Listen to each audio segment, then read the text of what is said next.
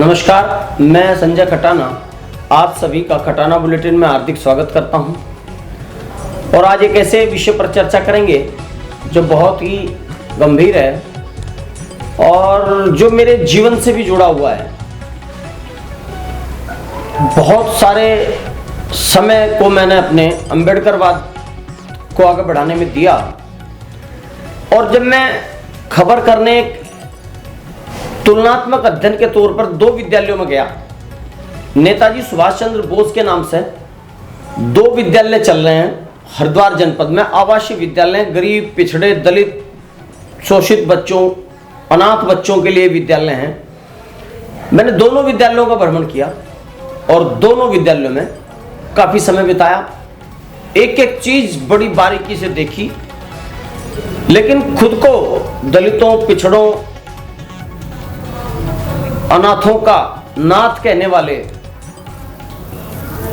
या उसी समाज से खुद को बताने वाले अंबेडकरी लोग देखे तो खुद को शर्मसार हो गया और लगा कि हम कौन सा जीवन जी रहे हैं, कहां अपने आप को ढो रहे हैं। और जिन ब्राह्मणों को, जिन ब्राह्मणवादी व्यवस्था को हम पानी पी पी कर गाली दे रहे हैं, उनकी व्यवस्था देखकर मैं खुद शर्मसार हो गया कि ये क्या है, हो क्या रहा है, क्यों बाबा साहब के नाम को लोग अपमानित कर रहे हैं, क्यों बाबा साहब के नाम पर लोग सिर्फ राजनीतिक रोटियां सेक रहे हैं, आखिर क्यों एक वर्ग को गाली देकर हम उसकी अच्छी और बुरी दोनों बातों को एक जैसा कर दे रहे हैं। साथियों, हम चर्चा करते हैं नेताजी सुभाष चंद्र बोस आवासीय विद्यालयों की, जो एक ही ब्लॉक, हरिद्वार के एक ही ब्लॉक में है दोनों, एक भादराबाद में, एक है अलीपुर में जिसके संचालक एससी समाज से हैं, एक है लालडांग में जिसके संचालक सिंह है, चौहान है, ठाकुर हैं, और दोनों में धरती आसमान का अंतर है। सबसे पहले दोनों की बिल्डिंग की बात करते हैं। एक के पास करीब 20-25 बीघा में फैला हुआ परिसर, बहुत बड़ी बिल्डिंग, इंडिपेंडेंट बिल्डिंग, किसी दूसरे का कोई हस्तक्षेप नहीं, फूल लगाने के लिए खास जमीन, सब्जी बोने के लिए काफी सारी जमीन, लेकिन गंदगी का अंबार, बिल्डिंग में खड़े होने को मन नहीं करता, सारी बिल्डिंग टपक रही है, कहीं नमी पकड़ चुकी है, झाड़ू लगने की कोई व्यवस्था नहीं है, बच्चों से ही झाड़ू लगवाई जाती है। ये हमारे अलीपुर वाले विद्यालय की स्थिति है जहां के संचालक हमारे हैं। दूसरी तरफ लालडांग के स्कूल की बिल्डिंग, थोड़ी सी किसी ITI की भी एक कोने में एक बिल्डिंग दी हुई है, इतनी साफ सुथरी बिल्डिंग के 5 स्टार होटल भी फेल, इतनी साफ सुथरी व्यवस्थाएं कि सब कुछ शीशे की तरह चमकता हुआ, बिस्तर, बाथरूम, लैट्रीन, सब चीजें बिल्कुल साफ। और वहां कैसी थी कि खड़े नहीं हो सकते, हमने पहली वीडियो में आपको दिखाया था। मैं खुद शर्मिंदा हूं उसके लिए, लेकिन ये मैं इसलिए बना रहा हूं ताकि हमारे लोग इसको समझें, आगे बढ़ें, सोचें और केवल गाली देने की बजाय काम करने में भी विश्वास रखें। सफाई की बात हो गई, बिल्डिंग की बात हो गई, व्यवस्थाओं की बात करें, यहाँ गर्म पानी की तो छोड़ दीजिए, ठंडे पानी की व्यवस्था नहीं है। अलीपुर में, लालडांग में बहुत अच्छी व्यवस्था है, गर्म पानी की छत पर पूरे सबके बच्चों के गर्म पानी की व्यवस्था दी गई है। यहाँ मोटा चावल, बहुत बुरी स्थिति, खाने की रसोई में भी सफाई नहीं, बहुत बुरी स्थिति। और वहां अगर आप देखेंगे अलीपुर में, लालडांग में, जहां मनुवादी लोग खाना बना रहे हैं, इतनी साफ सुथरी रसोई कि आपको लगेगा कि आप किसी होटल में आ गए। इतना साफ सुथरा चावल, इतनी साफ सुथरी सब्जियां, 2-2 फ्रिज, और फ्रिजों में अलग अलग सामान, सब सुव्यवस्थित, कोई चंदा नहीं, कोई धंधा नहीं, जितनी व्यवस्था उनकी और उनके पास, हमारे वालों के पास 60 बच्चे हैं, उनके पास 100 बच्चे, और उसके बावजूद भी बहुत अच्छी व्यवस्था उसी बजट में, 40 बच्चे एक्स्ट्रा।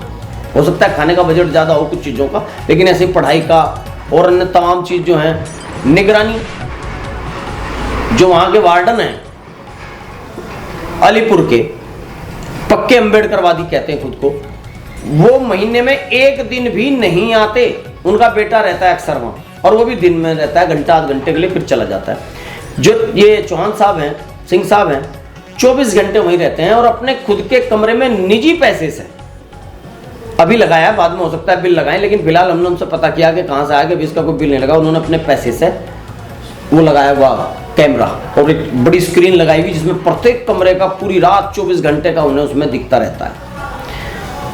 पढ़ाई की बहुत बेहतरीन व्यवस्था, बच्चों के खेलने की बहुत बेहतरीन व्यवस्था, अनुशासन बहुत बेहतरीन, बच्चों में ऐसा प्यार जैसे सगे भाई हों, टीचरों और अन्य कर्मचारियों का बच्चों के प्रति लगाव, संस्था के प्रति लगाव लगा देख करके कि ऐसा भारत होना चाहिए। लेकिन दुर्भाग्य के हम उन्हें गाली दे रहे हैं। वही व्यवस्था, वही पैसे, वही सिस्टम, वही बिल्डिंग, वही सब कुछ हमें भी मिल रहा है, उससे कम बच्चे हैं। हमारे बच्चों के कपड़े धुले हुए नहीं हैं, फटे हुए हैं, बेकार व्यवस्थाएं, सारी व्यवस्थाएं बेकार। खाने की व्यवस्था हमने आपको पहली वीडियो में दिखाई थी, छात्रावास या कलंक। तो ये मैं इसलिए नहीं, किसी को चिढ़ाने के लिए नहीं कह रहा हूँ, किसी को नीचा दिखाने के लिए नहीं कह रहा हूँ। हाथ जोड़कर विनती करता हूँ कि सिर्फ गाली देना ना सीखें, सिर्फ बुराई करना ना सीखें, अपने गिरबान में झांकें कि हम कहाँ गलत हैं, आखिर कौन सी गलती हमसे हो रही है। और मैं सिंह साहब को साधुवाद देता हूँ, धन्यवाद देता हूँ कि आपने हमें एक रास्ता दिखाया। और वास्तव में मैं तो भारत सरकार और राज्य सरकार को कहना चाहता हूँ कि ऐसे लोगों को प्रमोट करें, ऐसे लोगों को आगे बढ़ाएं, और ऐसे विद्यालय भारत के हर ब्लॉक में नहीं, हर नए पंचायत स्तर पर होने चाहिए, जहां गरीब, असहाय, बेसहारा बच्चे, घुमंतू लोगों के बच्चे, माँ बाप जिनके मजदूरी पे जाना चाहते हैं, उनके बच्चे पढ़ सकें, गरीब बच्चे पढ़ सकें। बहुत अच्छी व्यवस्था है ये सरकार की, मैं बहुत साधुवाद देता हूँ इसके संचालकों को भी, इसको बनाने वालों को भी, और अपने वालों से भी कहना चाहता हूँ कि एक बार विजिट करें और वहां देखें। आप भी उसी बजट में आपने नरक बना रखा है और उसी बजट में उन्होंने उसको बहुत सुंदर बना रखा। मैं स्वर्ग नरक में विश्वास नहीं रखता, लेकिन उदाहरण देने के लिए कहना पड़ता है। आप दोनों में एक बार जाकर विजिट करें और फिर आपको समझ में आएगा कि हम कहाँ गलती पे हैं। हमारे बच्चों को लोग कितना अच्छा रख रहे हैं और हमारे बच्चों को अपने लोग कितना बुरा रख रहे हैं। आपको अंदाजा हो जाएगा कि आखिर हम नीचे को क्यों जा रहे हैं।